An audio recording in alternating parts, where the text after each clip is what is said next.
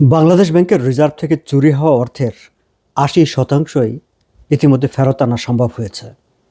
এই তথ্য জানিয়েছেন বাংলাদেশ ব্যাংকের গভর্নর আহসান এইচ মনসুর।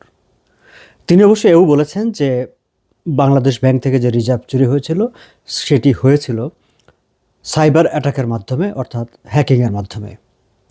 ২০১৬ সালের ৪ ফেব্রুয়ারি রাতে বাংলাদেশের ইতিহাসে সবচেয়ে বড় রিজার্ভ চুরির ঘটনা ঘটে। প্রায় ৮,১০,০০,০০০ সেই সময় রিজার্ভ থেকে হাতিয়ে নেওয়া হয়।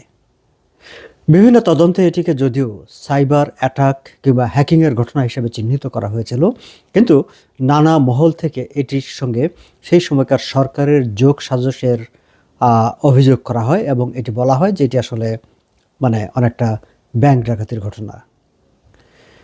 এ নিয়ে নিউ ইয়র্কের আদালতে মামলা হয়েছে, আন্তর্জাতিক আদালতে মামলাও চলছে। গভর্নর আহসান এইচ মনসুর তিনিও বলেছেন যে যে মামলাটি চলছে সে মামলার মাধ্যমে বাকি যে 20% বাকি আছে সেই অর্থ আদায় করা সম্ভব হবে। আমরা গভর্নরের বক্তব্যটিকে যদি বিবেচনায় নেই, তার মানে হচ্ছে ২০১৬ সালের ৪ ফেব্রুয়ারি বাংলাদেশ ব্যাংকে যে রিজার্ভ চুরির ঘটনাটি ঘটেছিল সেটি সাইবার অ্যাটাকের ঘটনা, অর্থাৎ হ্যাকিংয়ের ঘটনা। আর হ্যাকিং মানেই তো নট নেসেসারিলি তার সঙ্গে কোনো যোগ সাজস থাকতে হবে বা থাকে। হ্যাকিং হ্যাকাররা করে, সাইবার অ্যাটাক হ্যাকাররা করে।